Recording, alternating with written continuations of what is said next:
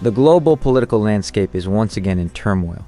Before the fires of the Russia-Ukraine war could be extinguished, they are now spreading to Poland, a NATO member state. Recently, several Russian drones, while on a mission to attack Ukraine, violated Polish airspace. The Polish Air Force shot them down, marking a new chapter in NATO history. This event has sent shockwaves not just through Poland, but all of Europe. Following the drone attack, Poland immediately activated NATO's Article 4.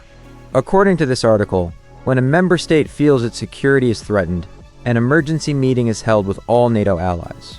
In other words, this is not a declaration of war, but a diplomatic and military warning. Immediately after the incident, NATO launched Operation Eastern Sentry, deploying air defenses and fighter jets to the Eastern European border. Denmark, France, and Germany are already sending military aid to Poland and the Baltic region.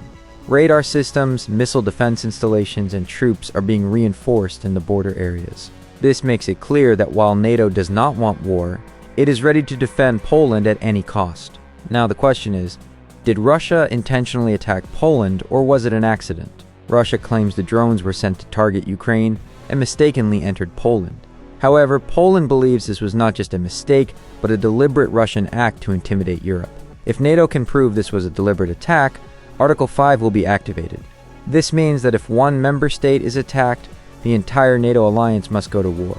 At that point, it would no longer be Poland versus Russia, but NATO versus Russia. The potential consequences would be devastating. 1. Europe-wide conflict. The shadow of war would extend to the Baltics, Romania, and even Germany. 2. Nuclear threat. Russia might bring its nuclear arsenal to the forefront, posing a horrific risk to human civilization.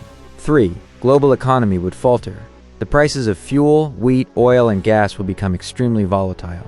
Currently, NATO is being very cautious. Instead of starting a war, they are increasing their defensive capabilities because a direct conflict means a risk of World War III.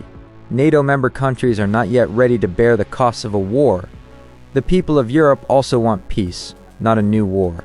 However, if Russia launches a larger attack, or if there are casualties in Poland, NATO might be forced to take military action. The world now stands on a delicate balance. On one side is Russian aggression, and on the other, NATO's defensive preparations. Whether a war will start depends on Russia's next move. But one thing is certain.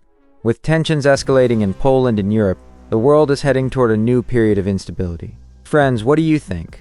Will NATO enter into a direct war with Russia, or will they handle the situation diplomatically? Be sure to share your opinion in the comments. And please share this video so everyone can stay informed about the international situation. Thank you.